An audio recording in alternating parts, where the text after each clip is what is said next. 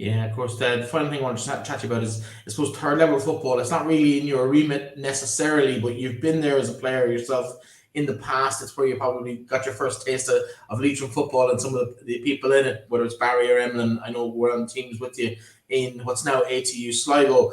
The squads for the Sigerson came out just a couple of days ago, and it looks like we're going to have a little bit of representation, but probably not as much as we should like to see there. I know we've 4 or 5 lads in ATU Sligo, we've 2 down in UL and 1 in Galway, in ATU Galway.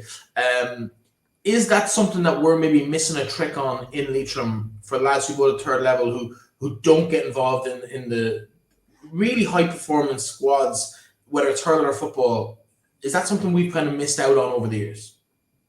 Absolutely. I look at Donal, who I rate as being an exceptional footballer, Donal Casey in UL. And I was looking at UL playing NUIG last year, and I was thinking if they had Donal Casey, they'd win the Sigerson, and it was just unfortunate that it didn't happen with injury and everything. Like, he missed the opportunity to play maybe 2 years there with David Clifford, and what you could learn out of him in terms of skill, in terms of practice, in terms of learning.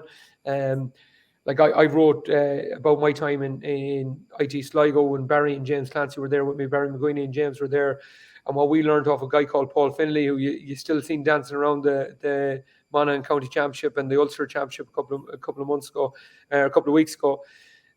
These guys, you see, everyone thinks they're training until they see, or practicing until they see someone practice more than them, and then they go, oh, right, okay, I can do more. And you're learning, and you're constantly learning, and you do that through observation, and that's the key thing for us. And I think from Leitrim, a couple of guys were probably a bit, they might have had a bit of a complex about going out playing because they were from Leitrim. So we're trying to get these barriers off the players. The likes of Donal Casey there in UL and Paul Keeney, they will make a massive difference to that UL team, I believe. Oisin McLaughlin is already doing it in IT Sligo. And you're talking about injuries. You're talking about trying to get fellas to senior inter-county level. Oisin has had the injuries. How does he get back up to peak performance? He plays for Fianna. He goes playing for IT Sligo, and all of a sudden the gap then to go playing for Leitrim isn't as big. So that's what we're trying to encourage our players. But I think the next generation coming, Breifne, I don't think you're going to have as much of a problem yet. I've mentioned Barry McNulty and Michael McKernan. They're already doing it with their colleges. They're already playing freshers, making big impressions in their colleges.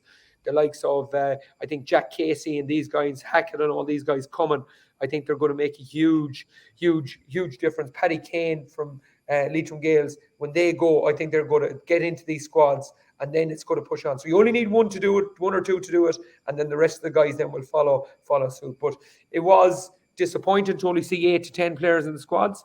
But when saying that, there was probably only 3 or 4 last year, and the majority of them were probably from IT Sligo. So it's good to see it growing, but it probably needs to grow a bit more, Yeah, just for the sake of the record, the players in IT Sligo, ATU Sligo, to give it its proper title. Peter Pryor, goalkeeper from Drumroy, Lee Keane Singleton, obviously of St Mary's, won a kind of championship this year. Oisin McLaughlin of Fianna, Kieran Clancy of Melvin Gales, and Brian Donoghue of Clune are in their declared squads. The 2 you mentioned in UL, Paul Keeney and Donal Casey, will be well known to anyone in the county who follows Gaelic games, while Conor Hackett is the final Leitrim representative in ATU. And just on that, like, you're on about a guy there called Kieran Clancy, right? So Kieran was very good under 20 last year, injured for his whole Melvin Gales kind of championship. We didn't really get to see him as a senior management group. And you're talking about Kieran, he's 6'2". He's built like an inter-county senior footballer. So how is he going to get from not playing from his club to keep getting our eyes open, to getting senior management to show him that he can play? It's to go and play well for ATU Sligo, as you said, to be politically correct. Go and play for them, play really well in Sigerson, and then he'll just make it to the point where you have to pick him. So that's the key thing for Sigerson as well.